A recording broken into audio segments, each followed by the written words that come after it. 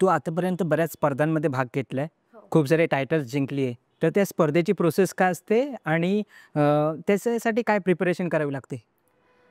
बघायला गेलं तर सगळ्या स्पर्धेमध्ये वेगवेगळे लेवल्स असतात अरे वाह! आणि मी जसं स्टार्ट केलेलं माझा फर्स्ट शो टीन होता म्हणजे मिस टीन कल्याण. मी माझ्या आपण राहत्या ठिकाणावरूनच स्टार्ट केलंय. ओके.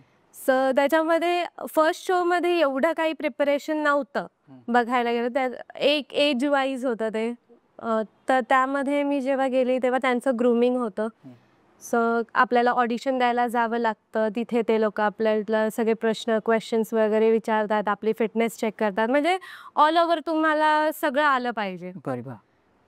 तसं होतं आणि लाइक जसं लेव्हल अप होत गेली तसं कॉम्पिटिशन टफ होत गेलं. लाइक मी आता जसं आता मी नॅशनल लेव्हलपर्यंत गेली. हां. सो नॅशनल लेव्हलला जाताना आपल्या ऑल ओव्हर इंडियामधून मुली होत्या. तिथे मला 15,000चा टार्गेट होता. 15,000 मुली होत्या तिथे. अच्छा. सो त्यांना बीट करून पुढे कसं जाणार? सो त्याच्यासाठी तुम्हाला प्रत्येक गोष्टीमध्ये चांगलं असलंच पाहिजे. लाइक तुम्हाला फिटनेस असली पाहिजे, तुमची ऑल ओव्हर टॅलेंट म्हणजे सगळं मल्टी टॅलेंटेड बोलू शकतो आपण.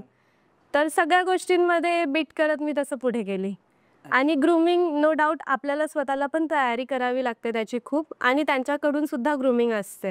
ओके. तू कोणकोणते टायटल्स जिंकली आहेस? मी miss teen Kalyan, miss Maharashtra, miss India global, अरे वाह! Asia specific queen, miss wisdom. So असे 5-6 टायटल्स मी जिंकले. त्याच्यातले 3 टायटल माझे नॅशनल टायटल. अच्छा. अरे वाह! खूप छान. या फील्डमध्ये काय चॅलेंजेस आहेत? ह्या फील्डमध्ये चॅलेंज असं की इन केस तुम्ही जी ही फील्ड जर जातात आहे तर स्पेशली तुम्हाला फॅमिली सपोर्ट पाहिजे. बरोबर.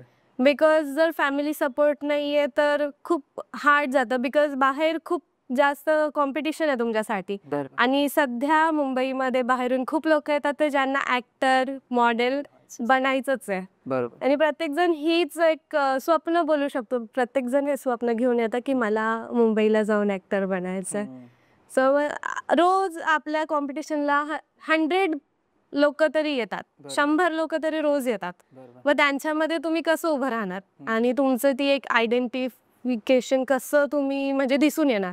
हे तुमच्यासाठी टफ जातं. तर त्याच्यासाठी तुम्हाला असं नाही की स्वतःत हिंमत पाहिजेच, बट फॅमिली सपोर्ट खूप इम्पॉर्टंट आहे.